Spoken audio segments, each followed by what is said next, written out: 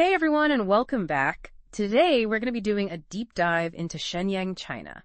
Ooh, interesting. Yeah, and it seems like you may even have a trip on your mind. Really? What makes you say that? Well, you sent us some pretty cool sources. One from FlightNHotels.com, you know, that travel site? Okay, yeah, you know that one. Yeah, and the other one is like a full-on guide all about Shenyang. Oh, wow. So we're going to check those out and see what kind of travel plans we can put together for you. Maybe. Wow. Yeah, so let's start with that, FlightNHotels.com. All right. So they seem to be all about comparing flights and hotels all over the world, which is pretty standard for those kinds of sites. Right, yeah, makes sense. But then they also emphasize that they try to find like special offers and the best deals for you. Oh, nice. So they try to do some of the legwork. Exactly. They even say they've got a super user-friendly interface that can like adjust for different types of users. Oh, that's interesting. Yeah. What do you think about that? Well, I mean, these days it's not enough to just book a flight in a hotel, right? Yeah. Right. People want like a whole experience. So if they can personalize it, that probably makes people feel like Yeah. the website really get them in their travel style. Definitely. And they really highlight that with the app too. Like they make the point of saying that their app takes up hardly any storage space on your phone. Huh. Interesting. Yeah. What do you think? Is that maybe a hint Could be. that our listener likes to plan their trips like on the go? Yeah. I mean, who doesn't these days? Right. I know I do. Everybody's got limited space on their phones, so if they can make the app really small, that might be what people are looking for. Definitely. Okay, so let's move on to that Shenyang guide. Now, this guide really makes Shenyang sound amazing. They're really selling it as this place where ancient history meets modern, like, excitement and energy. That sounds pretty cool. I know, right? I mean, just imagine all that history, but with modern conveniences and everything. It's like the best of both worlds, right? It is. It's like you said, that contrast. You know, it's not just like visiting some historical site, but it's a real living, breathing city. Exactly. With so many layers of history. Yeah, and speaking of history, did you know that Shenyang was actually the first capital of the Qing dynasty? Oh, really? I did not know that. Yeah, I didn't either until I read this guide. That's so cool. It is. I always think about Beijing. You know, like, that's where it all happened, but Shenyang had its moment. Yeah. And you can still see it. Yeah. All over the city, especially in, like, the Imperial Palace. No, I know. I can just imagine myself walking through like those halls and everything. Yeah. And actually, the guide mentions a bunch of historical sites that we should check out. So there's this place called the Zhaoling Tomb, which was the final resting place of Emperor Huang Taiji. Oh, wow. And then there's this huge museum, the Liaoning Provincial Museum, which is like jam-packed with artifacts. Oh, that's amazing. Yeah, it sounds really cool. So if you're a history buff, you've got to go to these places. Oh, absolutely. I mean, come on. To connect with a dynasty that shaped China for, like, centuries, and to see how it still affects the city. Yeah. That's incredible. That's really cool. But it's not all history in Shenyang. No. For people who love the outdoors, they have this place called Qipan Mountain Scenic Area. Okay. Which sounds amazing. What do you do there? You can hike, you can go boating. Oh, nice. And in the winter, you can even go skiing. Oh, wow. That's great. Yeah, so it's like a little something for everyone, right? It is. It's nice that there's something besides the city. Yeah. You know, that you can go out and connect with nature a bit. Yeah, definitely. And, you know, we can't talk about Shenyang without talking about the food. Oh, of course not. Now I'm getting hungry just thinking about this. So they have these special dumplings called Laobian dumplings and this chicken stew called Shenyang chicken stew. And there's a bunch of other stuff, but they highlight the night markets. Oh, nice. Especially one called Jita Street, which is supposed to be like the best place to get a real authentic taste. I love night markets. I know, me too. They're so much fun. And I can just imagine like all the energy there, the smells and everything. The food is such a good way to experience a culture. I mean, it's not just about what you're eating, but like the whole tradition of it all the ingredients and how they make it and, you know, how people get together to eat it. Yeah, definitely. And, you know, to really get a feel for Shenyang, the guide recommends seeing a show. Oh, like what? So, like, at the Lining Grand Theater, they have Peking opera and folk dances. Oh, wow. Which sounds really cool. It does, yeah. So this is making me think, what kind of traveler are you? Oh, what do you mean? Are you like a planner or do you just go with the flow? Oh, that's a good question. Yeah. I'm not even sure myself sometimes. I know, me too. But it's a good question because the guide actually recommends using FlightNHotels.com. Oh, really? To book a trip to Shenyang. They even point out how user-friendly it is and how it can help you find budget-friendly options. So I'm wondering, is that just a helpful tip? Right. Or do you think maybe Well, could there be something more? like a sponsorship or something? Yeah, like a partnership maybe? Yeah, it definitely makes you wonder. It does. But it could also just be that the guide knows that FlightNHotels.com is good for people who want to manage their trip digitally. Yeah, and who are all about like efficiency and finding the best deals. Yeah. Which, if you remember, they were really pushing that low storage space for the app. Right. So maybe that's who they're targeting. Interesting. Yeah, it seems like technology is really changing how we travel these days. For sure. All right, so how do we actually get to Shenyang? So you'd fly into the Shenyang International Airport. Okay. And they've got tons of places to stay. Everything from like fancy hotels to budget-friendly places, you know.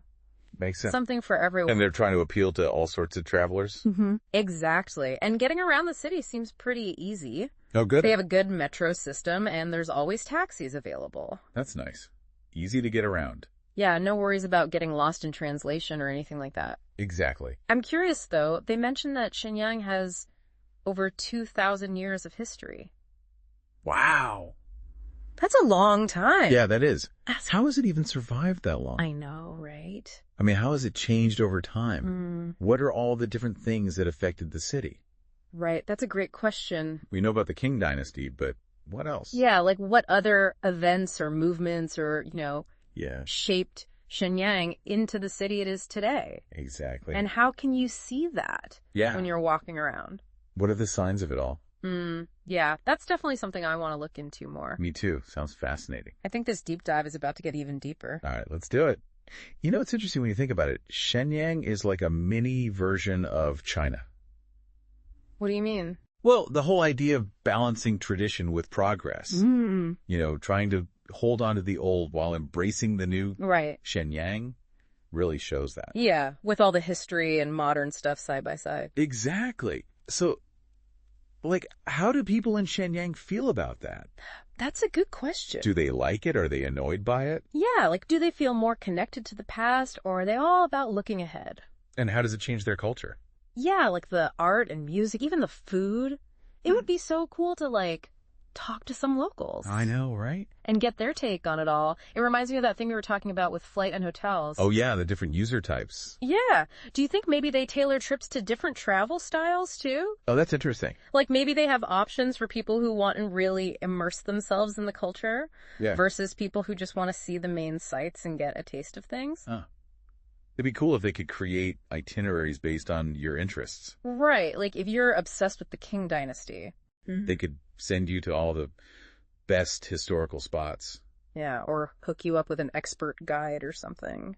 That'd be amazing. Okay. It's crazy how much technology is changing how we travel. I know, right? Speaking of which, I keep thinking about that FlightNHotels app and how tiny it is. Yeah. I really think they're targeting a specific kind of traveler. Definitely. Someone who's always on their phone. Yeah, and who likes to have everything organized and planned out. Yeah, but also someone who's spontaneous, too. Right. You know, using the app to find last-minute deals. And maybe uncover some hidden gems. Exactly. It all depends on what kind of traveler you are. Yeah. So let's get back to some of those cool places we were talking about. Uh-huh. The Shenyang Botanical Garden sounds amazing. I know, right? Over 200 hectares. That's huge. All kinds of plants. I can just imagine walking through those gardens. It would be so peaceful. I know. And maybe you can even have a picnic. Oh, that'd be nice. It'd be interesting to learn more about the history of the garden. Yeah, like when did it start? Was it always there, or is it a new thing? And how has the city affected it? Yeah, good question. The guide also mentions Taiyuan Street. Oh, yeah. Which is like the big shopping area. Call it shopping. Me too. And it sounds like they have everything. Ooh, like what? Like fancy stores and local crafts. Cool. You know, souvenirs and stuff. Nice. I bet you could find some good deals. Definitely. Oh, and of course, we got to try the street food. Yes. But remember, the guide said the night markets are the best. Especially that Zeta Street. Yeah, that's the one. I wonder what their specialty is. Yeah, like, is it dumplings or noodles or something completely different? And where does it come from? Yeah, like, what are the cultural influences? I'm getting hungry just thinking about it. Me too. So much to explore. I know. But how do you even get to all these places? That's a good point. Well, the guide mentions the metro system, Okay. but is it easy to figure out? Yeah. Like, what if you don't speak Chinese? Exactly.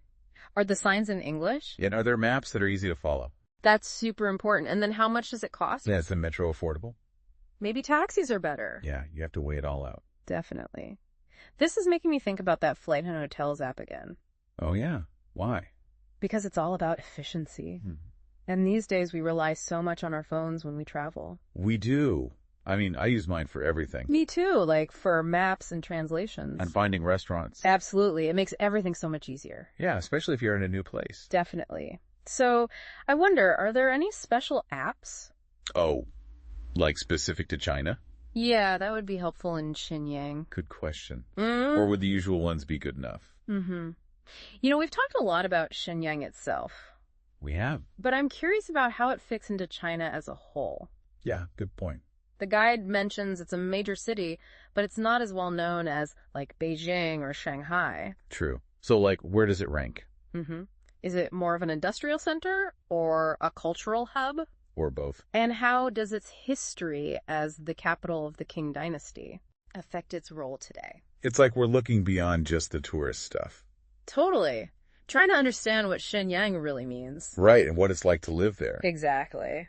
It makes me think about the impact of tourism, too. Oh, yeah, that's a big one. Like, is it a good thing for Shenyang? Yeah. Does it help the economy? Or is it causing problems? Are they building too much? Or maybe losing some of their culture? It's important to be mindful when you travel. Absolutely. To respect the people and the environment. Exactly. We've been talking about mindful travel this whole time. We have. And it seems like you're already thinking about those things as you plan your trip to Shenyang. I am. It's all about being curious. Yeah. And respectful. And open to new experiences. And if you do that, I bet you'll have an amazing time. Oh, for sure. It's crazy how we've learned so much. I know, right? Just from looking at these two sources. Makes you want to travel. Definitely. It makes me wonder, are there other cool places? Oh, like near Shenyang. Yeah, like off the beaten path. That you could check out. Like hidden historical sites. Ooh. Or charming little towns. Or beautiful nature spots. That would be cool. Yeah, something to think about. You know, sometimes the best travel experiences are the ones you don't plan. Totally, when you just let things happen. Exactly. Like following your curiosity and seeing where it leads you. And who knows what you'll find. Yeah, it's so exciting. I'm definitely feeling inspired to explore Shenyang now. Me too. Yeah. Sounds like an amazing place. I know, right? It's amazing what a deep dive can do. It really is. It can open up a whole new world. And make you want to get out there and see it. So maybe this deep dive is the first step. To your own Shenyang adventure. Yeah. Who knows? It could be. And we'll be here to help you along the way. With more tips and insights. And maybe even some more surprises. So stay tuned. Because the deep dive continues. Man, we've talked about so much. Yeah, we have. From using FlightNHotels.com to Shenyang's whole history and place in China today. It's amazing how much we got through. I know. It's like we barely scratched the surface. Yeah, but we touched on some pretty big ideas. Yeah, like how tourism affects things and like tradition versus progress. Yeah, and how technology changes the way we travel. Totally. But we always like to end these deep dives Right. with something for you to think about. Okay, get me. So we talked about how Shenyang is this mix of old and new. Yeah. But what does that really mean for the people who live there? Oh, that's a good one. Like, it's easy for us to just see it as, you know, a cool contrast. Right, like a tourist. Yeah, but for them, it's their everyday life. Totally. So, like, are they always dealing with that push and pull? Yeah, like, do they feel connected to the past? Or are they more focused on the future? And how does that show up in their culture? Yeah, like in their art or even their food. It'd be so interesting to, like, really experience that. Yeah. What it actually feels like to live in Shenyang. Well, hey, maybe you will. Never know. Yeah. Remember, this whole deep dive was just for you. Based on your sources. So hopefully it gave you some ideas. Yeah, maybe even inspired you a little. Yeah, who knows? Maybe you'll find yourself walking through the Imperial Palace. Or trying those dumplings at the night market. Or hiking in the Qipan Mountains. No matter what you do, have fun. And be safe. And keep exploring. Happy travels.